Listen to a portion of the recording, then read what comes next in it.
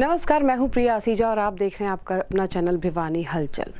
पूर्व मुख्यमंत्री बनारसी दास गुप्ता की पुण्यतिथि पर श्रद्धांजलि सभा का आयोजन किया गया। उनके निवास स्थान पर आयोजित इस सभा में शहर के अनेक गणमान्य व्यक्तियों ने शिरकत की। उनकी 15वीं पुण्यतिथि पर उन्हें याद किया और हवन में पूर्ण आहुति अर्पित कर उन्हें पुष्पांजलि भी दी। भिवानी हांसी रोड पर स्थित बनारसी दास गुप्ता जी के निवास स्थान पर उनकी 15वीं पुण्यतिथि के अवसर पर श्रद्धांजलि सभा का आयोजन किया गया। इस श्रद्धांजलि सभा में शहर के अनेक गणमान्य व्यक्तियों ने शिरकत की। बनारसी दास गुप्ता की सुपुत्र श्री अजय गुप्ता व उनकी पत्नी दर्शना गुप्ता ने हवन यज्ञ में आहुति डालकर श्री बनारसी दास गुप्ता जी को श्रद्धांजलि अर्पित की। वहीं सांसद घनश्याम शराफ ने श्रद्धा सुमन अर्पित करते हुए कहा कि गुप्ता जी ने हमेशा लोगों के कल्याण एवं उत्थान के लिए कार्य किया। चाहे शिक्षा का क्षेत्र हो या फिर अन्य विकास कार्य हो, उनकी बराबरी नहीं की जा सकती तथा उस समय में जब संसाधनों का अभाव था तब उन्होंने अपने कार्य को मजबूती से अंजाम दिया। वह क्षेत्र में शिक्षा प्रसार उनकी मेहनत का ही परिणाम है। उन्होंने राष्ट्रीय एकता एवं अखंडता को मजबूत बनाते हुए प्रदेश ही नहीं देश की प्रगति में अपना बहुमूल्य योगदान दिया है। आज बाबूजी की 14वीं पुण्यतिथि है, जिसपे हमने हर वर्ष की भांति आर्य तरीके से हमने हवन का आयोजन किया, जिसमें बाबूजी के पुराने सभी साथी एकत्रित हुए। बाबूजी को सच्ची श्रद्धांजलि वो होगी कि हम उनके कदमों पे चले। जैसे उन्होंने नारी शिक्षा, नारी के प्रोटेक्शन के लिए, जो वुमेन एम्पावरमेंट के लिए काम किया, उसके लिए हम कार्य करें। उसी पे राह पे चलते हुए हम कार्य कर रहे हैं, शिक्षा को आगे बढ़ा रहे हैं। और हमने एक प्रोजेक्ट लिया है कि अगले 1 साल में पूरे भिवानी को हम साक्षर बनाएंगे। उसके लिए हम रोटरी इंटरनेशनल हरियाणा सरकार के साथ मिलकर कार्य कर रहे हैं, जिसमें टीचर ट्रेनिंग और बच्चों को पढ़ाना, स्किल डेवलपमेंट जैसे काम कर रहे हैं। तो हमें आशा है कि बाबूजी के हम सपनों को पूरा करें। श्री बनारसी दास जी गुप्ता जो हरियाणा प्रदेश के बहुत लोकप्रिय मुख्यमंत्री रहे, उनकी 15वीं पुण्यतिथि है। उस पे नमन करने के लिए हम सभी यहाँ एकत्रित हुए हैं और उसमें आज गुप्ता जी के बारे में बताना, सूर्य को दीपक दिखाना है।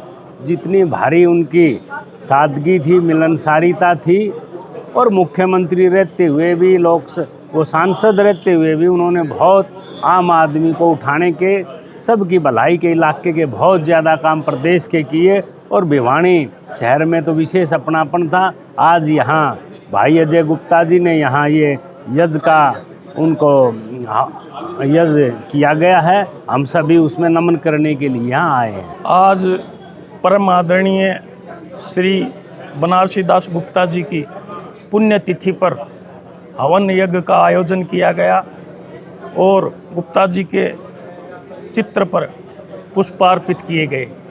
आज मैं ये कहूँ कि आज के दिन भिवानी ही नहीं, पूरे भारतवर्ष की एक बड़ी शख्सियत ब्रह्म विलीन हुई थी, जिस शख्सियत को हम वास्तव में कह सकते हैं कि वो एक व्यक्ति विशेष नहीं बल्कि पूरी संस्था थी। उस व्यक्ति के व्यक्तित्व से हर व्यक्ति, ऊंचे से ऊंचे पद के व्यक्ति भी प्रभावित थे। परमादरणीय बाबू बनारसी दास जी गुप्त की 15वीं पुण्यतिथि पर मैं उनको हृदय की गहराइयों से श्रद्धा सुमन अर्पित करता हूँ। परमादरणीय बाबूजी अपने आप में एक संस्था थे। जहाँ तक मेरा व्यक्तिगत प्रश्न है, मुझे उनके साथ विभिन्न शैक्षणिक एवं अन्य संस्थाओं में कार्य करने का सौभाग्य मिला। मैं अपने आप को धन्य मानता हूँ। परमादरणीय बाबूजी के साथ मैंने आदर्श महिला महाविद्यालय में 14 वर्ष तक कार्य किया और 21 वर्ष तक वैश्य महाविद्यालय में कार्य किया, वैश्य ट्रस्ट में कार्य किया। उन्होंने और कई अथॉरिटेटिव इंस्टीट्यूशन में मुझे कार्य करने का अवसर दिया। मैं हृदय की गहराइयों से केवल एक ही बात कहना चाहूँगा कि यदि बाबूजी की जो एक शख्सियत थी, जो उनका व्यक्तित्व था, उस व्यक्तित्व से यदि कोई भी आदमी शिक्षा लेके, कोई भी आदमी प्रेरणा लेके यदि कार्य करे, मैं समझता हूँ समाज का एक अलग ही रूप होगा। रविवार को जन नायक जनता पार्टी के प्रदेश महासचिव दिग्विजय सिंह चौटाला नगर में पहुंचे। स्थानीय देवीलाल सदन में आयोजित युवा सम्मेलन में शिरकत करने पहुंचे दिग्विजय सिंह चौटाला ने प्रेस वार्ता को भी संबोधित किया और नए सदस्यों को सदस्यता भी ग्रहण कराई।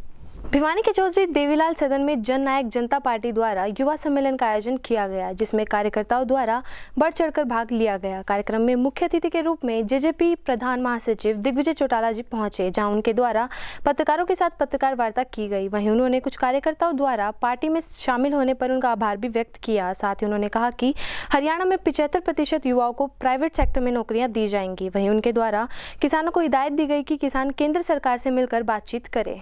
उसमें विभिन्न तरह की सब्जियां हैं, कुछ सेहत के लिए अच्छी हैं, कुछ नुकसानदेही हैं। सारी नुकसानदेही चीज़ों को बाहर निकाल करके जो ठीक है उनको रख लो, ये केंद्र की सरकार की है। और ऐसा तो नहीं हो सकता कि सारी चीज़ें खराब है। उसमें जो सरकार लेकर के आई है उसने भी आगे अपना पॉलिटिकल वो देखना है। तो मैं फिर से कहता हूँ कि जो ठीक चीज़ें हैं, जो अच्छी चीज़ें हैं, किसान के हित की है, उनको रख के और सारी चीज़ों को समाप्त करें। इसकी चर्चा कर रहा था कि ये इसलिए नज़र नहीं आया क्योंकि जब ये इम्प्लीमेंट हुआ उसके तुरंत बाद कोविड आ गया, और कोविड के कारण नई नौकरियां प्राइवेट सेक्टर में तो दूर, पुराने वाली भी नहीं रह पाई। इतनी अनएम्प्लॉयमेंट हो गई इसके कारण से। मैं आज, क्योंकि हम इस फेज को पार कर चुके हैं, मैं ये उम्मीद करता हूँ कि बहुत जल्द जब नई नौकरियां, नई फैक्ट्रीज या वो पुरानी फैक्ट्रीज नए लोगों को एनरोल करेगी तो उसमें 75% का सही फायदा हरियाणवी नौजवानों को मिलेगा। किसी भी बड़े फैसले का रिजल्ट जो है वो तुरंत नहीं आता, उसको कुछ टाइम आप दो। हाँ, हमने आपसे 1 साल मांगा था, मगर वो 1 साल तो कोरोना भी चला गया। आज इसको सही एनालिसिस करने के लिए कुछ समय आप हमें दो।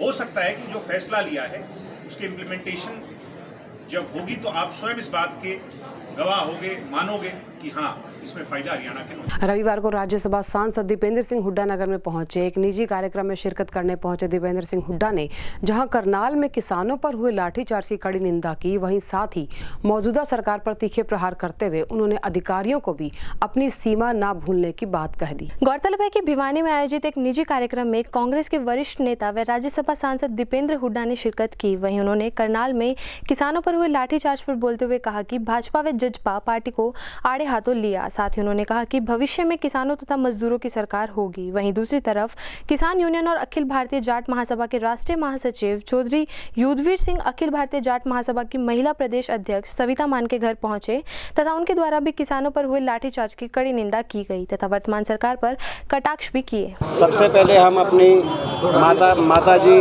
स्वर्गीय भगवानी देवी जी को श्रद्धांजलि देते।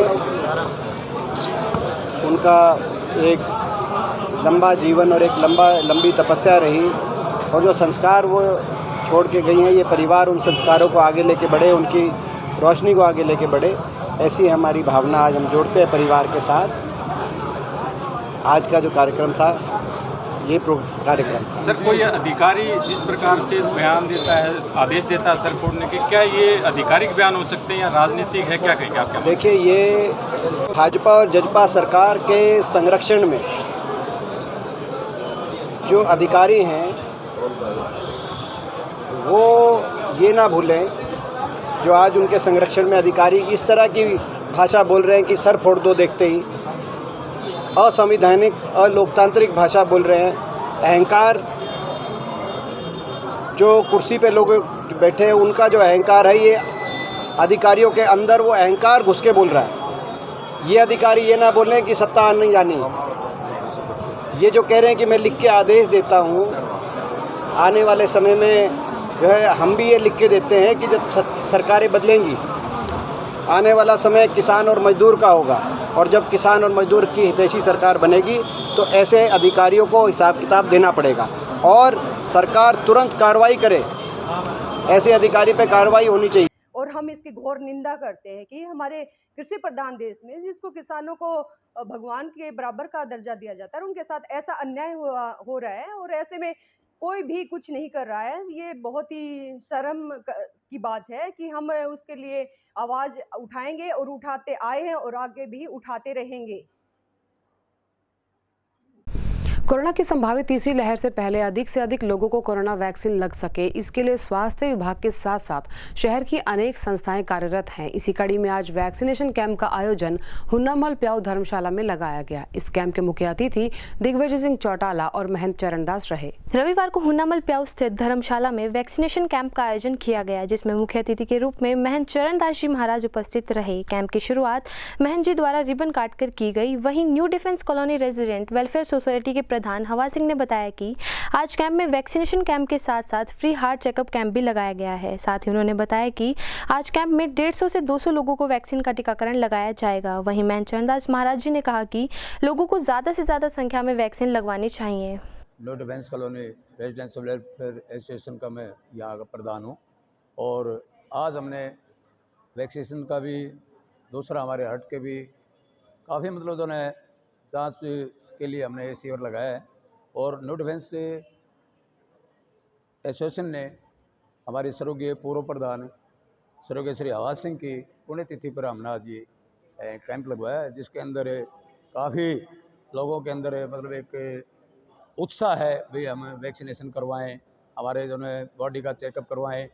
तो ये मतलब एक बहुत अच्छा मैसेज है लोगों के लिए भी और एक सिस्टम से भी ये है कि भाई जो है हमने क्योंकि कोविड की से महामारी के अंदर हमने देखा कि जो है बहुत से लोगों के मतलब जो है काफ़ी परेशानियों का पब्लिक ने सामना करना पड़ा। अभी तीसरी जो लहर आने की जो संभावना है उसका मद्देनजर रखते हुए हमने ये वैक्सीनेशन कैंप रखा है, जिसके अंदर बुजुर्गों का सम्मान सबसे बड़ा धर्म है। ये बात कहते हुए कांग्रेस के वरिष्ठ नेता परमजीत सिंह मड्डू ने स्थानीय सेवानगर में बुजुर्गों को शॉल उड़ाकर सम्मानित करते हुए कही। ये मौका था कांग्रेस द्वारा आयोजित बुजुर्गों के सम्मान समारोह का। इस समारोह में सम्मानित बुजुर्ग भी काफी खुश दिखाई दिए और परमजीत सिंह मड्डू का आभार व्यक्त करना नहीं भूले। कांग्रेस के वरिष्ठ नेता परमजीत सिंह मड्डू ने सेवानगर कॉलोनी में पूर्व मंत्री किरण चौधरी व पूर्व सांसद श्रुति चौधरी की ओर से बुजुर्गों के सम्मान समारोह को संबोधित करते हुए कहा कि बुजुर्गों का सम्मान सबसे बड़ा धर्म है। बुजुर्ग हमारे समाज की वो धरोहर है जो कि अपने अनुभव से हमें सही रास्ता दिखाते हैं। इस अवसर पर परमजीत सिंह मड्डू ने बुजुर्ग पुरुष व महिलाओं को शॉल उड़ाकर सम्मानित भी किया। साथ ही उन्होंने कहा कि हमारे समाज में बुजुर्गों का विशेष स्थान रहा है तथा बुजुर्गों के बगैर समाज की कल्पना भी नहीं की जा सकती। युवाओं के पास जहाँ जोश व ऊर्जा है, वहीं हमारे बुजुर्गों के पास सालों का अनुभव है जिसका हमें लाभ मिलता है। साथ ही उन्होंने यह भी कहा कि अगली कांग्रेस सरकार में बुजुर्गों के सम्मान में अनेक योजनाएं लागू की जाएंगी ताकि उन्हें लाभ मिल सके। Hindustan scout and guide Haryana के राज्य कोषाध्यक्ष बनने पर सत्येंद्र कुमार का अभिनंदन समारोह हनुमान जोड़ी धाम में किया गया। महंत चरणदास द्वारा आयोजित इस समारोह में सत्येंद्र कुमार ने भी इस जिम्मेदारी का पूरी निष्ठा से पालन करने की बात कही और सबका आभार व्यक्त किया। रविवार को हनुमान जोड़ीधाम बालाजी मंदिर में Hindustan scouts and guide Haryana के राज्य कोषाध्यक्ष बनने पर सत्येंद्र कुमार का अभिनंदन समारोह का आयोजन किया गया। वहीं महंत चरणदास महाराज जी ने बताया कि Hindustan scout and guide Haryana शिक्षा विभाग से मान्यता प्राप्त संस्था है। पूरे भारतवर्ष के अंदर स्काउटिंग के बच्चे स्काउटिंग के माध्यम से अलग अलग जगह पर सेवा क्षेत्र में कार्य कर रहे हैं। इस अवसर पर सत्येंद्र कुमार ने बताया कि साधु संतों की नगरी भिवानी में महंत चरणदास महाराज जी द्वारा आज उन्हें आशीर्वाद मिला है तथा वे अपना कार्य पूर्ण रूप से सतर्क होकर करेंगे। साथ ही उन्होंने बताया कि नशा मुक्ति के ऊपर जोर शोर से कार्य भी शुरू हो चुका है।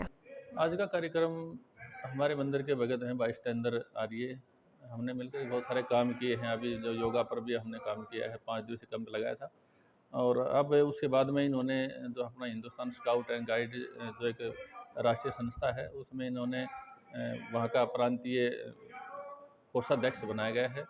तो राज्य स्तर पर जो जिम्मेवारी मिली है, क्योंकि उसके भाई हमारे नवीन जैन जी मेरे साथ में खड़े हैं, वो उसके अध्यक्ष हैं। रामविलास शर्मा जी उसके ये सचिव हैं, उनके अध्यक्ष हैं। कौरपाल गुजर जी माननीय शिक्षा मंत्री उसके उपाध्यक्ष हैं।